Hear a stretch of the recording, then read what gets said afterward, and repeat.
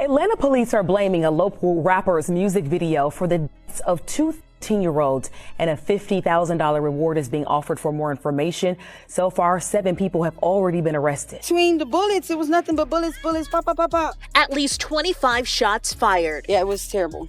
It was just a concert. I was waiting for Lil Baby to come by my tacos up. They locking me up, but I got license. Security. I give you 200 bands a year. I swear to God, security. Security. Nah, check me good. I got a in my nuts. Check me good. You on the camera? Later that night, following a whirlwind of online shots and viral tweets, Young Thug appeared in a video alongside Atlanta rap veteran T.I., confidently proclaiming he made it home the right way. The comment, while subtle to the casual viewer, was an unmistakable dig at Gunna, who has been accused by fans and peers of cooperating with prosecutors in the ongoing YSL RICO case. In an industry where loyalty and silence are currency, Thug's choice of words carried weight and a clear message. But while the video quickly circulated across social media and dominated blog headlines, DJ Akademiks urged fans to look beyond the surface drama. According to him, these kinds of public jabs might feel empowering in the moment, but they could play directly into the hands of prosecutors and federal agents still watching the case closely. Akademiks warned that Thug's release was far from a victory lap. In reality, it's more like walking a legal tightrope. Thug's release from jail didn't come without strings. He's reportedly under an intense set of conditions that severely limit his freedom. These restrictions include prohibitions against communicating with known gang members, co-defendants, or anyone even loosely affiliated with criminal activity. He also can't reference gang-related themes in music, lyrics, or promotional content, an especially tricky stipulation for an artist whose brand and identity have long been intertwined with street culture. One of the most significant constraints. Thug can't live in or even visit Atlanta, the city that built him. This exile from his hometown, combined with constant surveillance, makes it clear Thug is still very much under the court's microscope. Akademiks explained that the terms are set up in a way that almost guarantees failure. If you breathe the wrong way, he warned, they'll claim it's a violation. What's even more concerning is how this affects others in Thug's orbit, especially Lil Baby. Fans and commentators have pointed out that Baby, who has kept a low profile, in recent years may now be in the DA's crosshairs. If he gets pulled into the feud, it could give law enforcement the perfect excuse to tighten the noose around both him and Thug. Akademiks even speculated that the setup might be designed to catch them slipping together, allowing prosecutors to hit them with new charges in one sweep. So while fans debate loyalty and betrayal online, the bigger picture is far more calculated. Thug's apparent jabs at Gunna may seem like personal grievances, but when broadcast to millions, they become ammunition for authorities. As Akademiks put it, people think Thug beat the case. He didn't. He walked into a setup dressed like a second chance. The stakes are high, and every word, tweet, or video is being watched, not just by fans, but by those waiting for the next misstep. Like, come on, bro, you know what's finna go on. Like, how the hell you can, you know what I'm saying? They ain't even like that, man. Them got tickets on a lot of these folks, I'm telling you. We just heard somebody say these folks got tickets on these people. We know what's going on. First of all, who was that said that about the tickets? Unc, the unidentified male that was being referred to as Unc. And he's speaking with Mr. Sanders. Correct. And what, in your experience, do you know what tickets are? A price on somebody's head. What do you mean by what do you mean on somebody's head? What is that? Like a bounty. Okay.